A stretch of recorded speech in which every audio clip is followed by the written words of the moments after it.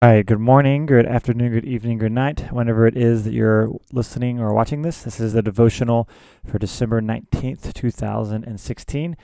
This week, we are our last week of Advent. I'm recording this on Sunday, so it is exactly 1 week until Christmas Day. So, our last week here, we are going to be spending talking about Advent. So, we'll be jumping into Matthew 2.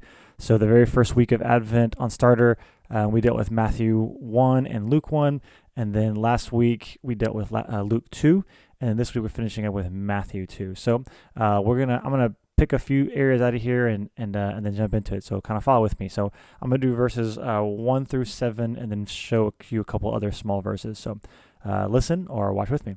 So verse 1: After Jesus was born in Bethlehem in Judea during the time of King Herod, Magi, or magicians, actually wizards, from the east came to Jerusalem and asked, "Where is the one who had been born King of the Jews? We saw his star when it rose, and we have now come to worship him." When King Herod heard this, he was disturbed, and all of Jerusalem with him. When he had called together the people's chief priests and teachers of the law, he asked them where the Messiah was to be born. "In Bethlehem of Judea," they replied, "for this is what the prophet has written. But you, Bethlehem, the land of Judah, are by no means least among the rulers of Judah, for out of you will come a ruler who will shepherd my people Israel."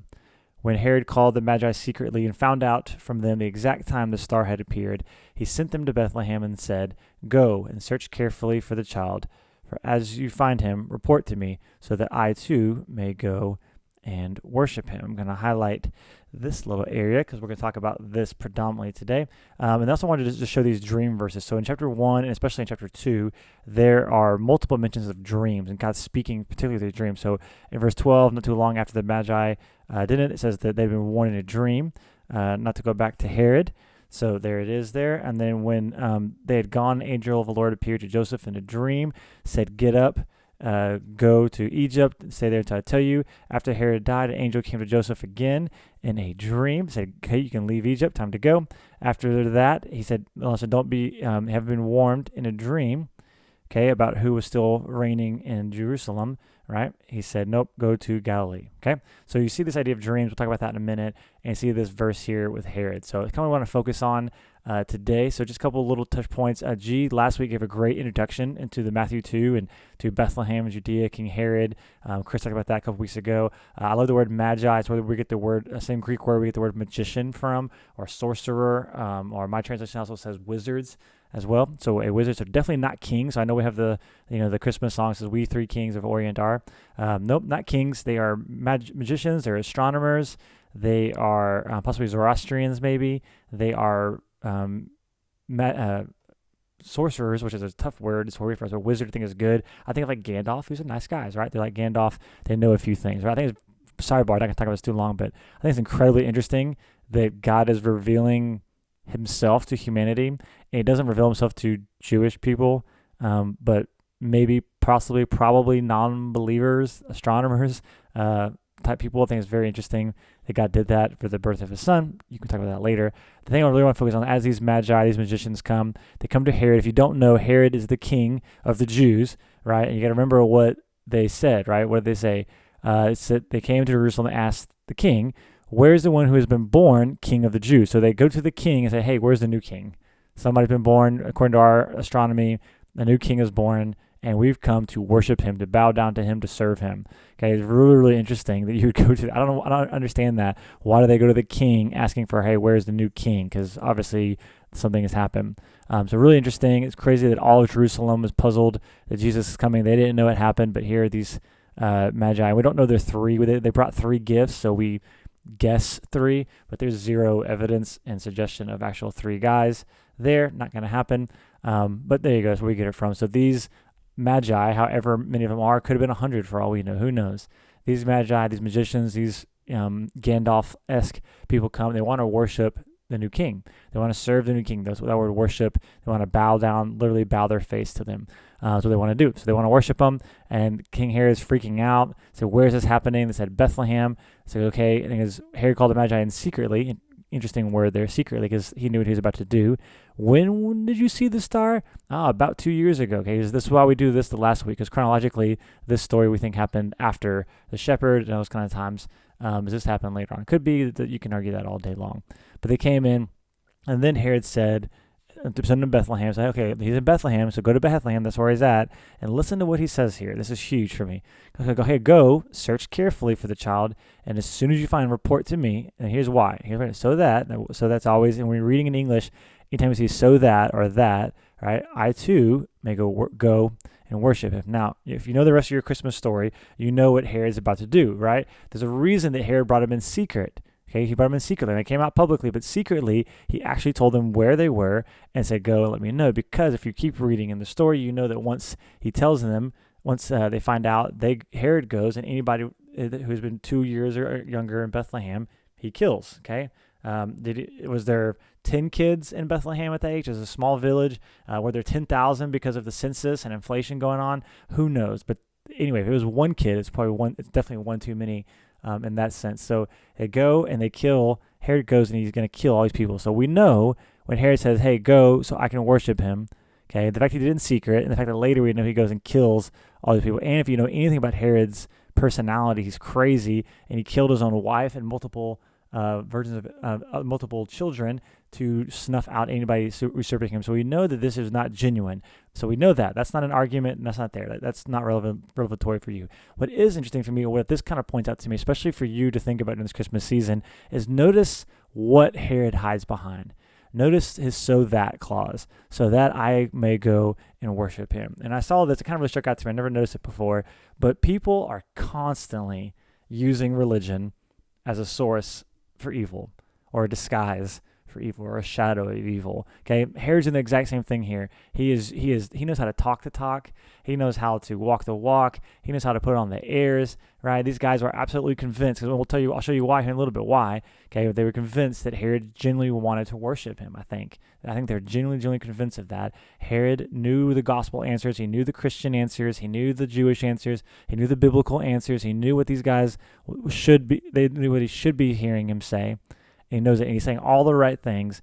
It's all kinds of things, and this is just going on back then and continuing on today, because one of the things I think is the enemy of true Christianity, true religion. I hate using that word, but religion, okay, is this idea of this kind of religion. The idea of like, yeah, I want to worship him too, but really just for my own ends. And I came across a list that I've compiled over the years. This here in my email, so you can ignore all that and just kind of focus here. Just talk about the religion versus gospel. I think this is one of the big ones here for me. Religion is I obey God in order to get things from God, i.e. God's not the end result. The gospel is I obey God in order to get God. So I obey God in order to get things versus I obey in order to get God, to delight him, to resume him. I'll post this list on the blog here when I'm done.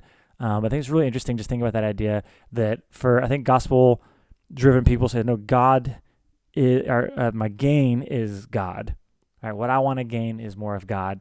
And I think this religious answer that you see hidden behind here is that, no, I'm going to use God as my gain, to gain what I really want. He's a means to a greater end for me. And you see that here with him as well. So one thing I want to just encourage you this Christmas season is to guard your heart, but also Paul says to examine yourself, see if you're of the faith. Why do you worship him? Why? Why do you go to church? Why do you serve? Why do you tithe if you do these things? Why do you read your Bible? Why do you pray? Okay, if you don't know, there's always some good tests, right? Especially the biggest test is when things go not so well. Adversity, when things don't go the way you think they should or you want them to, that's a good indicator of, hey, why am I doing this? Well, what's the point of being a Christian if I'm just as miserable as everybody else? There's no point, okay? You might be just in this just for yourself, right? Think about those things. So adversity is one test. Second test is prosperity. When things are going great, man, God bless you just for blessing me. I just feel so blessed and doing great. Everything's awesome. Okay, why are you doing that? If those things weren't there, what are you doing? Prosperity is actually a very damaging and very dangerous place for God to give us. Somebody says if God ever wants to put us into hell, he would just give us what we ask for. Prosperity is a very dangerous thing to have. Why do we worship him? What is your motivation to do that? Spend some time this week thinking through that. And then I want to end with just these verses on dreams. And I'll tie it in verse 12 here to this part up here. Why I think that the Magi were utterly convinced and fooled by Herod's false religion religious motives here, right? Why outwardly Herod looks really, really religiously, but inwardly, as Jesus says, you're dead bones. Okay, or your cup is clean on the outside, but inwardly it's disgusting and gross. Clean out the outside, and then the inside will be clean as well. So, sorry. Verse 12. So here's what it says. After they went and they did all the worship, they worship God, worship Jesus, all this stuff. Verse 12. And having been warned in a dream not to go back to Herod, they returned by another route, right? The insinuation here is, had they not been warned in a dream, they might not, probably not, I don't think they would have returned by another route. They would have gone back the same way. Herod's people would have grabbed them and would have gone for all that thing. I think the reason why this is so important, and we have to know verse 12, is because it's only by divine revelation that we know the difference between religion and the gospel. Okay, even though I'm talking right now, as I'm describing a little bit, as you can maybe pause the video and come down to the bottom and read those religion versus gospel quotes. And if you've gone through Quitter class and the Gospel and Life book and some of the things, we talk a lot about this, predominantly about this. But here's the thing about this is a gift of God. The ability to even see this as like, oh, okay, I get the difference between those two things is an absolute gift, absolute divine revelation for you. So just to encourage you with that maybe, or maybe discourage you depending on where you are, those things. So again, people are constantly using religion as a disguise for doing evil and doing what they really want. They're constantly using God as a means for their greater end.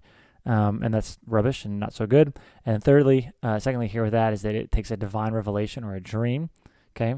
God's sort of intervention somehow in order to get you to realize the truth of what's really going on in your heart.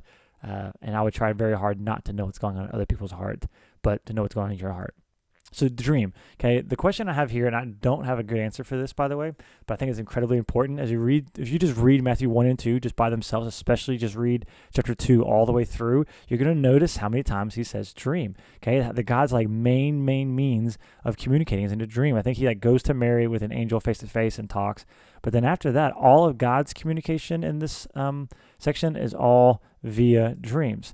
I think it's incredibly important. I just don't know why. Why is God repeating the dream? God spoke in a dream. God spoke in a dream. What does that mean? Does that mean we should be having more dreams? If I don't hear God speak in a dream, I'm not hearing. Don't go that far with me. I don't know. If you have a good answer, I would absolutely love you. Please comment below and let me know what you think. I'm incredibly curious because I just don't have a clue why. But I do have a thought, but I don't have an answer by any means. So when I was going through this and thinking, it made me remember my favorite chapter in the entire Bible, which is Psalms 119. It's a great chapter. If you haven't read it, please go and do so. But here's what I want to end this with you as well. So Psalm 119, you're going to see a phrase. This is Psalm 119:55 right here. So here it is. This is the New National Version. You can see the other versions. In the night, Lord, I remember your name that I might keep your law.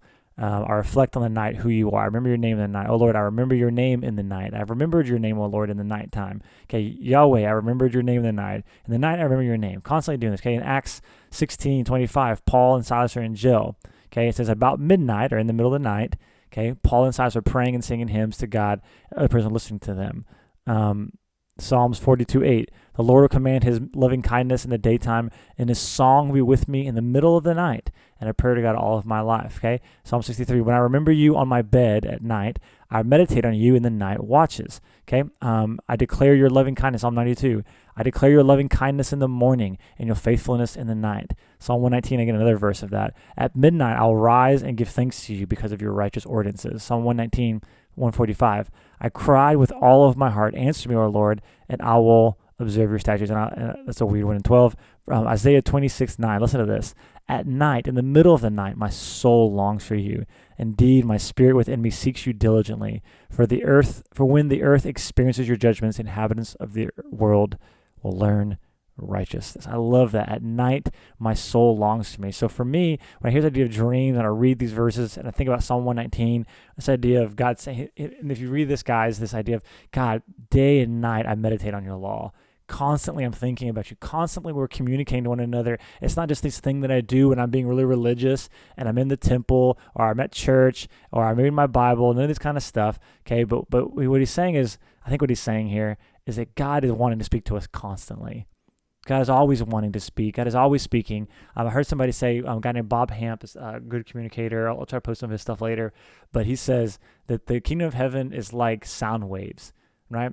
They're always going, right? Songs from the 1950s are frolicking around space and time, okay? But unless you have Like right now, as I'm speaking, there is probably a Larry King radio show somewhere going on. But unless I have an antenna and my receiver is tuned into that specific channel to find it, I'll never hear it. Now, it doesn't mean Larry King's not speaking, but this means that my receiver is broken. And that's my question to you as well: is your receiver tuned in? Because God's waves, God's noises, God's songs, God's words are constantly out, and they're permeating the entire invisible space we live in. The kingdom of heaven is like radio waves. Are you tuned in? One thing I do with Psalm 119, this idea of speaking in dreams, is I try to do this every night when I go to bed. Sometimes I forget, but I try to before I go to bed. Last thing I think about is, God, speak to me tonight. Talk to me in my dreams. I want to know from you. I want to hear from you. I just want to be encouraged. I just can't wait to hear your voice, to know and experience you in another way, whether I'm awake or whether I'm asleep. But would we please be a church and a people who, like psalmists, like the writer of Acts, like Isaiah says, God, at night my soul longs for you. But God, at night my soul's longing. I'm tuned into you. God, your loving kindness in the morning, and I'll declare your faithfulness in the middle of the night. God, I pray that tonight at midnight we would rise and give thanks to you. That word give thanks is hodu, which means to give praise. Guess what? Yehuda, my son's name, comes from this word give thanks, to give praise, to worship God in the middle of the night. God, even while we're not even conscious, I pray that you would speak to us and warn us of things to come and tell us what we're supposed to be doing next, Father, and moving us toward the next city, next destination you have for us in our lives, God. Lord, just please create in us a heart that wants to taste you and doesn't just want to use you for our own gain. Lord, love you. Praise you, God. Please speak to us. I ask these things in Jesus' name. Amen. All right, guys. Have a good night or a good day. Peace.